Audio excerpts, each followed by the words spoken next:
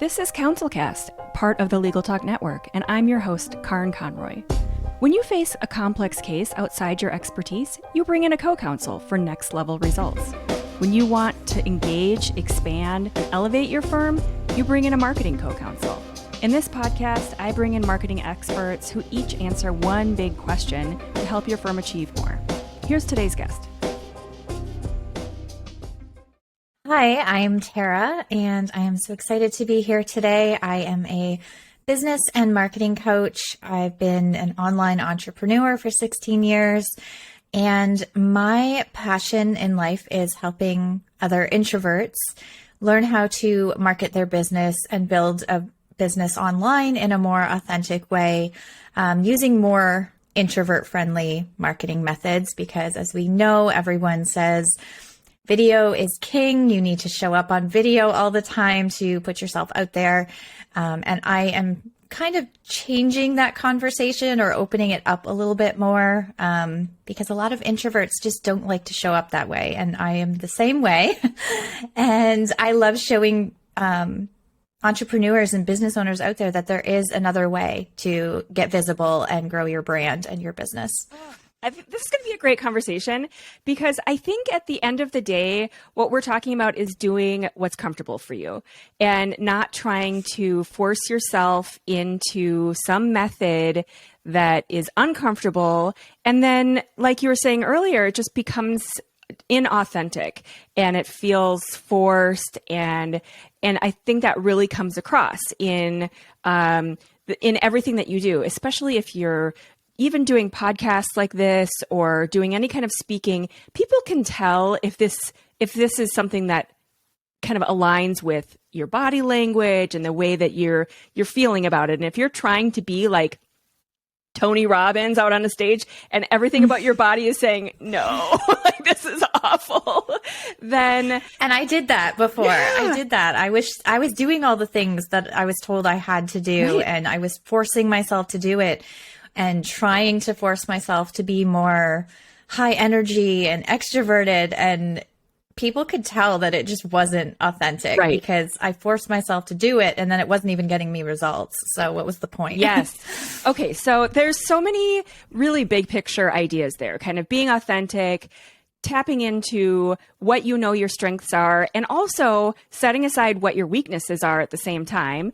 And then also, like, you have some great tips and kind of tactics of what the best approach for all of that is. So this is going to be a great conversation. And, to begin with, thank you for being here. I appreciate all of your insight. So the big question that we're going to talk about today is, what are the best marketing methods for introverted lawyers? So let's start first with some misconceptions. So tell me first, did you kind of always know that you were an introvert, kind of have that gut feeling, or did you do like a Myers-Briggs, or just some other kind of personality test where you just knew right away that, oh yeah, that's the category I fit in? Yeah, I'm very huge on the introvert scale. So I knew pretty much my entire life that I was introverted, labeled as an introvert, shy, quiet, all of the words. Like, I don't think I even spoke in school until 4th grade. Oh, wow. So it's definitely just a part of who I am. Sure. And I find that even not just in the business, but in life, I was trying to always feel like I had to force myself to be somebody else. Yeah. And it wasn't until I had that, what I call my self-acceptance moment, where I was like, I'm just going to own who I am as an introvert. And my business, my life, everything just got so much more fun and calmer and easier. Right. So we did, when I was in grad school, at the end, right before we graduated, we had a closing residential and we did the Myers-Briggs and some other personality tests. And we got to find out, when you do an MBA, it's very team focused. And so we got to also kind of find out what our team members were. And I said from the beginning, I wish we had this information in the beginning so that we had this understanding of our team members and could recognize this is just a part of their personality. They're not trying to just be contrary to what I'm saying or whatever other, thing might happen in my head when we're having these interactions. This is just how they think and approach the world. And, this is just the way that they are. It's not personal. So, I feel like that was a good understanding. And I also feel like for introverts, it seems like a bigger challenge. Is that fair? Or does the world seem to be, especially for entrepreneurs, does it seem to, most of the business books are aimed kind of at, get out there, be networking, be, kind of more aimed towards extroverts? Yeah, definitely. That's why I really, once I had this self-acceptance moment, I was like, I need to help other people like me who are forcing themselves to do things that aren't fun and show them that there's other ways to get visible and grow as a person and as an entrepreneur. And I think in terms of introverts, we're kind of like, for me, I always felt like there was something wrong with me because I was an introvert. So that self-acceptance moment, like that's why it affected my entire life, not just in business, is because I've always looked at it as a negative trait. And it's not. I think, like you said, with teams, like it's important to have different personalities. Yeah, absolutely. And like if you had a team full of all extroverts, they might just be butting heads. Yeah, exactly. Well, and you just need a balance of ideas and information, because if everybody's saying the same thing, you're just bulldozing each other. So what are some other misconceptions? Because I feel like I said, it's very kind of aimed at extroverts, especially entrepreneurship. But what are some other misconceptions and kind of negative stigma is there that's out there for introverts, especially entrepreneurs? I think one of the biggest ones about introverts in particular is that we're not good salespeople. Yes. And we can't sell very well. And I think with an introvert, you have to focus selling and think of it in terms of your strengths. Like, yeah, maybe we're not like salesy people, but we can tell stories. We can connect one-on-one with people. So we really need to focus how we're building relationships in a way that feels better for us and actually gets results. So yeah, I'm not going to go and do a Instagram live. Maybe instead I'm going to build some one-on-one connections in the Instagram DMs, for example. Yeah. And while you were speaking, I was imagining, I've talked to some people who do either business development or sales in law firms, kind of all in the same general bucket. And a lot of their advice is, to me, kind of taming down those extroverts. So be a better listener, let the client lead the conversation, step back and kind of do more of the stories like you're describing and the listening, and don't be so obnoxious, I guess, for lack of a better word. So I really feel like it's very underrated, the skills that an introvert could bring to a sales, like a sales conversation. Mm-hmm. I feel like that's so true. And I feel like with introverts, we can naturally build that relationship where it's focused on connection and trust. And we're not just sending DMs like, hey, I have this program and I think you'd be awesome for it. You want to sign up? Like I think so. We actually get, I think, a higher conversion rate if we really allow ourselves to build those connections too over the longer term. Yeah, honestly, I feel like a lot of the sales language that I've seen lately is more, if you look at it in the lens of an introvert, it is more like kind of be more introverted, like take that step back and don't be so, the salesy kind of used car sales approach turns everybody off, including a lot of lawyers. And so a lot of lawyers don't want to say that they're salespeople, or even when they talk to me about their marketing, they're talking about, we don't want to come across as too salesy, or, sometimes they don't even really want the law firm to look like a business, which that I feel like is going too far. They'll sometimes take buttons off of their website and things like that. It's like, okay, that kind of needs to be there. But I think maybe that's coming from some of these clients have a tendency towards more introversion. Yeah. And that's a beautiful thing, is that as introverts, that's our strength. Like, we need to use our strengths. I find a few introverts I've spoken to, they're like, I'm not getting any traction on Instagram. I'm spending all this time on it and messaging people. And I'm like, well, are you engaging, or are you just trying to be a pushy salesperson that's totally out of your comfort zone? And most of the time, that's what they've been doing, is Yes. trying to force the sales conversation instead of letting it naturally flow and really being who they are as an introvert and listening more. Yeah, and using your strengths. So that goes right into the next thing I was going to ask more about. So you talk a lot about kind of these evergreen sales funnels and content marketing. So what is a more authentic, more comfortable, more successful kind of marketing and campaigns that introverts can do? So I have a lot of ideas and thoughts around this, and I feel like for introverts in particular, I find that a lot of us, when we think of sales and marketing our business, it always feels like we have to go out and bring people to us. And I think with evergreen and organic marketing methods, it's more about attracting the right people to you.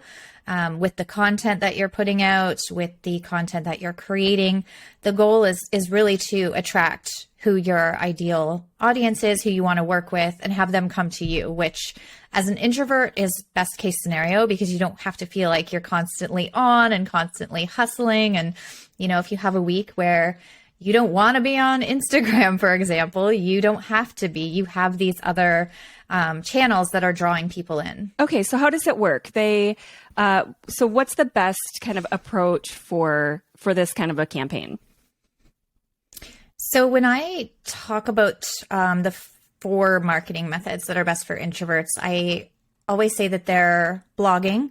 I think blogging is a lost art form a little bit, and not many people are using it. It's great for getting organic traffic. So people who are actually searching for what you offer or how you can help them, they're actively searching on search engines for you, but they can't find you.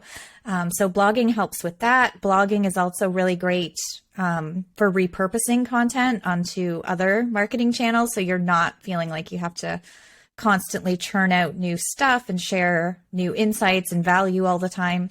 And then also email marketing, which I think is huge for introverts because so much of it can be automated. Yes. That's really the beauty of email marketing. You don't have to write emails even every week. If you have emails set up in an automated sequence and grow your email list that way, I think that is beautiful for introverts.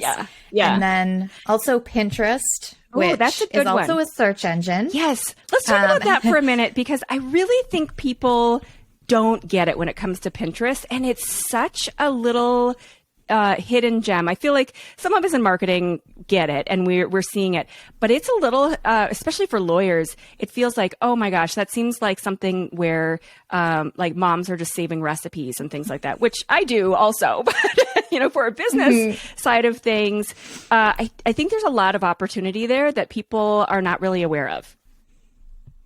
Yeah, definitely. Pinterest is such a huge platform, and so many businesses are not using it still. And it's like you said, it's such an untapped resource for traffic to your website. So if your website is converting and speaks to your ideal audience, getting people from Pinterest to your website is like a beautiful organic traffic source. Yeah. And it works really well. And I'm going to repeat what you said a minute ago, that Pinterest is a search engine. I think a lot of people think of it as another social media outlet, but it's not. It's a search engine. So it's very different from Instagram, Twitter, Facebook, where people are just browsing and they're just scrolling. Whereas on Pinterest, they're actually searching. And so if your content can come up in the same way and with the same kind of, very rough kind of strategy as you would do for Google or the other search engines. Yeah. And that's what's, I think some people avoid Pinterest because they're like, oh, I don't want to add another channel. Yeah. Like I'm on Instagram all the time, or I'm on Facebook all the time, and I just don't have time for another channel. But that's the beauty of Pinterest. You're not creating new content. Yes. you're sharing content that you've already created. And like Pinterest, I say with Pinterest and with organic traffic from search engines, it's a long-term strategy, but it has long-term results. Exactly. Which you do have to have patience with it, but eventually it will pay off. And I like my most popular pin is one that I shared 2 years ago. It's still driving the most traffic to my website from Pinterest. That's awesome. And I saw a quote the other day that talked about, your Instagram post has a life, or, whatever social media platform you're using has a lifespan of maybe a half a day, like if you're lucky. But anything that you're putting on your blog and then putting out to, first of all, your blog has an, somewhat infinite lifespan. Like obviously things get stale after a certain amount of time, but it easily has a lifespan of multiple years. So instead of thinking of it in terms of starting at the social media place and creating the content from there, if you start instead at your blog and your website and then promote your content out from there, the lifespan lasts longer. It brings people to your website, which, is the goal. All right. So what other marketing methods do you think, like, how do you overcome the hurdle, especially for lawyers who are told they need to do a lot of networking and in-person networking and, get out there and meet people and do all of that really uncomfortable stuff for introverts?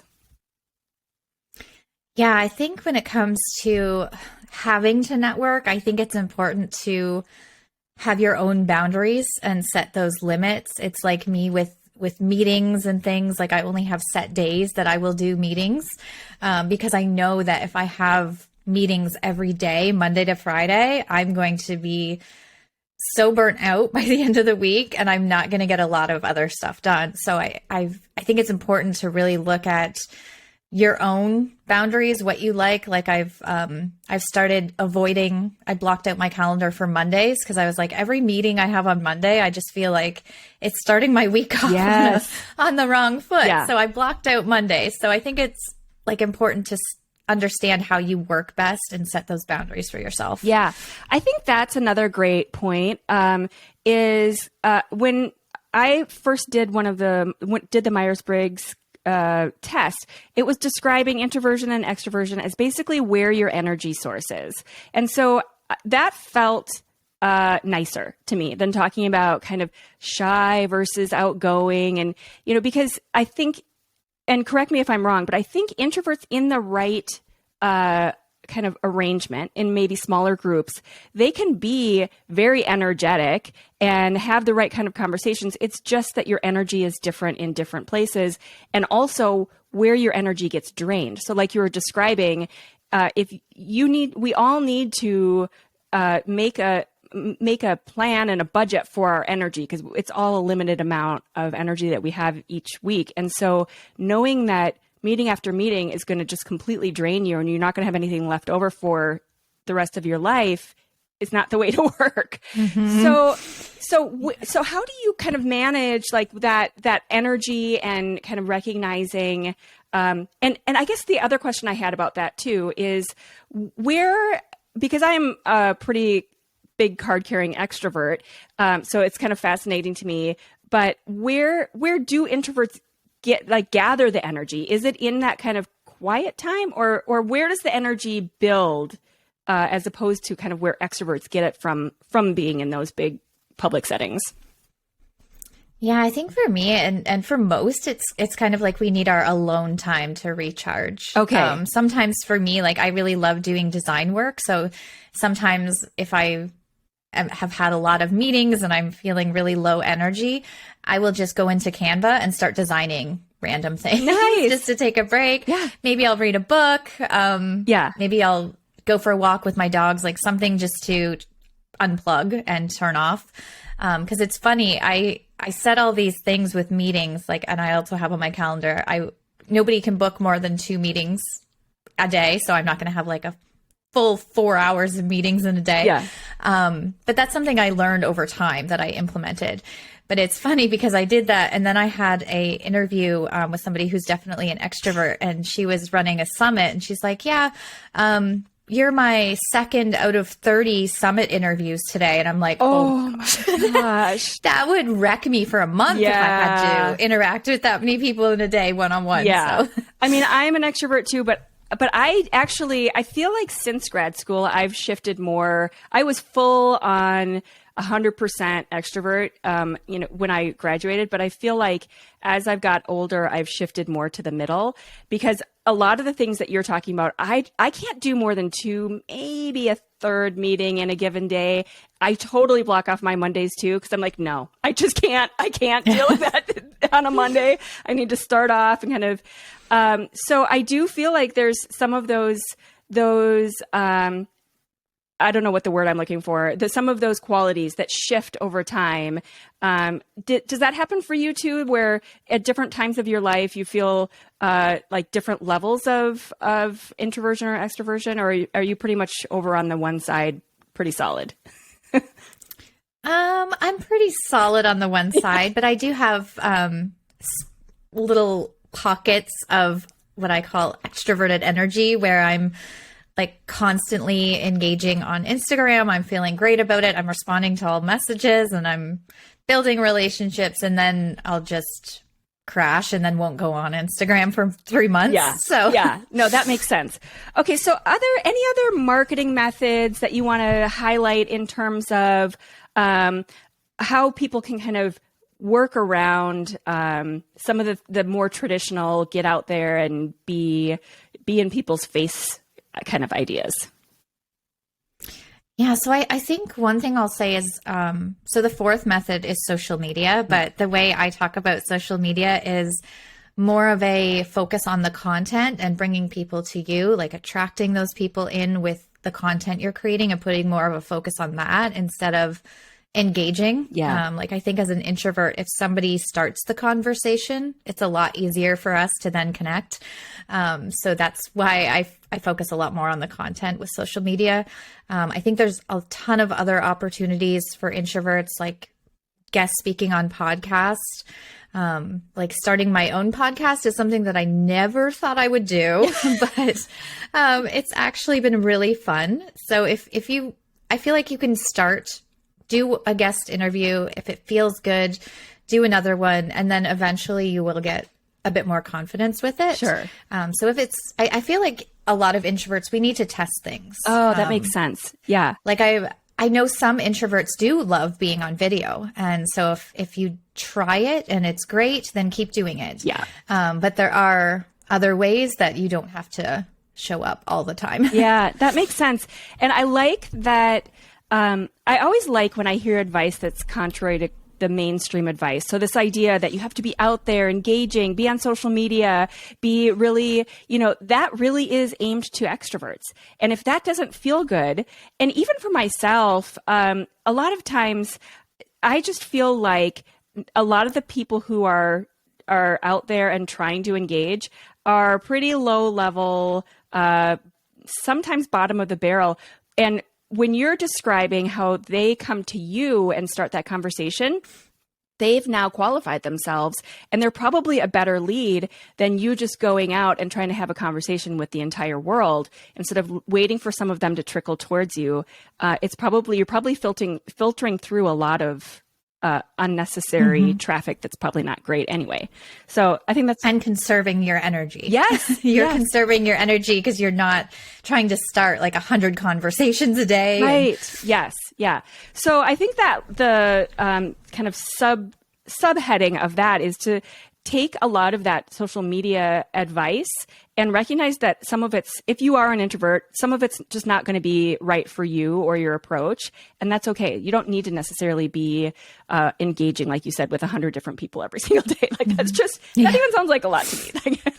I think one thing to think about too, in terms of social media, because so many, like it's all about Instagram, but I think it's also important to figure out if your ideal audience is actually on Instagram. Yes. Like, do you even need to be there? Yes. If you don't enjoy it and your ideal audience isn't there, then ditch it. You don't need to be on Instagram. You can be on LinkedIn instead if that's where more of your audience is. Yeah. And honestly, that it goes for whether you're an introvert or an extrovert. And that was one of my marketing professors. One of his main first messages is first find out where your potential clients or customers or whatever you call them in your industry, find out where they are and then be there. So you don't just go into every possible room that you can and every possible meeting and, every conference. First, you need to find out where they are and then be there. So like you said, a lot of times that's not going to be Instagram. Sometimes it might, depending on your practice area. But a lot of times for the lawyers that I work with, like you said, LinkedIn is the best option for where they're getting those conversations and the interaction. It feels very professional. And so you can take a little bit of a step back because you don't see too many people having much success being really overt and in your face kind of salesy on LinkedIn. And if they are, people usually call them out and are like, stop. Yeah. What are you doing? I think another thing to think about is if you're trying to figure out like where you need to be and where to put your energy, it's a good thing to also look at your data because you might think that you're getting good results, but it might not actually be resulting in anything. So for me, I looked at that last year and I realized I was putting probably 80 to 90% of my social media efforts into Instagram, but I was getting 10 times the results from Facebook. Oh, so nice. that made me question everything and realize that, okay, I could spend less time on Instagram and focus more on Facebook because that's where people are coming from. Yeah. And then that feels good too, because it's like, okay, I was putting all this time in there. Now I can just reclaim that time and do something more successful with it. Yeah, definitely.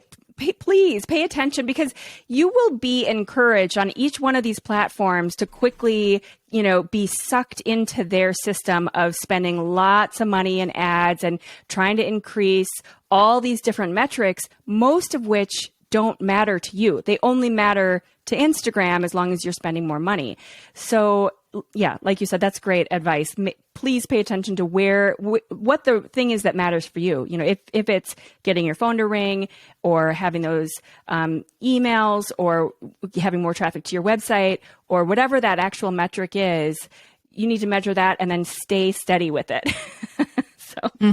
Awesome. Okay, so it's time for the book recommendation. I know that you have a good one, and I'm an avid reader, so I'm always looking for good recommendations that are books that are worth my time. So what's the book that you're going to recommend for the audience today? Yeah, so the book I am recommending is The Quiet Voice, Fearless Leader by Terrence Lee. Ooh. And it's all about how introverts can make great leaders and how you can set your own leadership style as an introvert. I love it. That sounds great. So we will link to that on the show notes, and it obviously relates to the topic today and kind of, I like that it's positioned in terms of having introverts still be leaders and that it, let's turn it on a positive spin. And it feels like there's so many negative kind of, misconceptions about being introverted out there. So let's try to turn it in a different direction. So what's one big takeaway that you'd like people to get from this episode? I think the biggest takeaway is just accept who you are as a person and know that whatever your strengths are in terms of marketing and growing your business or your practice, there are ways to do that are going to feel good to you and will get you actual results. Oh, yeah. I think that's so valuable because there's many, many marketing companies out there spending, tens of millions of dollars to try to tell you that their way is the only way. And so, and regardless of your personality type, that's probably not going to work for most people. And especially if you're introverted and they're telling you to do something completely against the grain of your kind of natural personality, it's just not going to work. It's going to feel awful. And then eventually you may be excited about the idea for 10 minutes, but then it's just, you're not going to want to be consistent with that. So I think that's why every time I see marketing framework, I just want to, when somebody gives a framework, it worked for them. Yes. But that doesn't necessarily mean it's going to work for you. Exactly. It's too rigid. And so, usually when I read marketing books, it's like if I can they'll have, 12 or 15 chapters or whatever. And usually I'm like, okay, if there's one page on one chapter that's good, I feel like it's somewhat of a success, but they're always way too rigid. And it's like, this is not going to work for 90% of the people reading this book. So anyway, I digress. So Tara Reid is a business and marketing coach and focuses on marketing strategies for introverts. Thank you so much for being here today. That was an awesome conversation. I appreciate your time. Thank you so much for having me. Thank you for listening to this episode of the CounselCast podcast. Be sure to visit our website at counsel-cast.com for the resources mentioned on the episode and to give us your feedback. If you enjoyed this episode, I would appreciate if you could rate and review the podcast on Apple and subscribe to your favorite podcast platform. See you on the next one.